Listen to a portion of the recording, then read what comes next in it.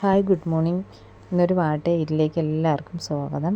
രാവിലെ നമുക്ക് ഗോതമ്പ് പുട്ടായിരുന്നേ.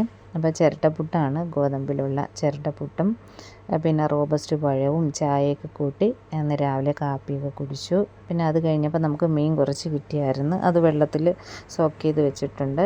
അതുപോലെ അച്ചിങ്ങ പയർ കിട്ടിയിട്ടുണ്ട്. അത് മെഴുക്ക് പുരട്ടാനായിട്ട് കട്ട് ചെയ്ത് വെച്ചിട്ടുണ്ട്. അപ്പോൾ ഉച്ചയ്ക്ക് ചോറൊക്കെ റെഡി ആയിട്ടുണ്ട്. അങ്ങനെ ഞാനൊരു വാഴയിലയൊക്കെ സെറ്റ് ചെയ്ത് അതിലേക്ക് നാടനൊരു ചോറ്, പിന്നെ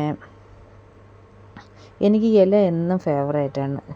ആഹാരം കഴിക്കുമ്പോൾ ഇല തന്നെ കഴിക്കണമെന്നൊന്ന് നിർബന്ധം ഉണ്ടായിരുന്നു. അങ്ങനെയാണ് ഇല എടുത്തത്.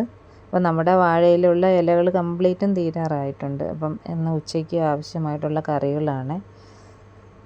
അച്ചിങ്ങപ്പയർ മെഴുക്ക് പുരട്ടിയതുണ്ട്, മുട്ടക്കോസ് തോരനുണ്ട്, അതുപോലെ തന്നെ മീൻ ഫ്രൈ, പിന്നെ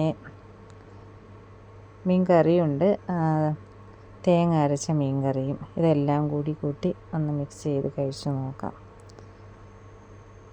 അപ്പം നാടൻ രീതിയിലുള്ള ഫുഡ് കഴിക്കുമ്പോൾ എപ്പോഴും നമ്മൾ ഇലയിൽ കഴിക്കുമ്പോൾ ഒരു പ്രത്യേക സന്തോഷവും സമൃദ്ധിയൊക്കെ ഉണ്ടാവും.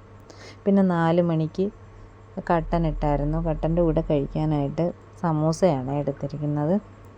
അപ്പം സമൂസ എന്നും നമുക്ക് എരിവുള്ള സമൂസയാണ് കിട്ടുന്നത്. ഇന്ന് വളരെ ഭയങ്കര മധുരമായിരുന്നു. അപ്പം കാശ് കൊടുത്ത് മേടിച്ചല്ലേ, കളയണ്ടെന്ന് വെച്ച് കഴിച്ചതാണ്. പിന്നെ ഇന്ന് വൈകുന്നേരം നമ്മൾ പുറത്തുനിന്നാണ് ഫുഡ് വാങ്ങിയത്.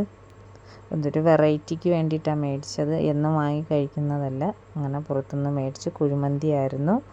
പിന്നെ കുറച്ച് മയണൈസും ചിക്കനും ചെറിയ രീതിയിൽ വെജിറ്റബിൾസും എല്ലാം കൂട്ടി ഒന്ന് കഴിച്ച്. ഇന്നത്തേക്ക് ഇത്രയൊക്കെ തന്നെയാണ്. ബൈ.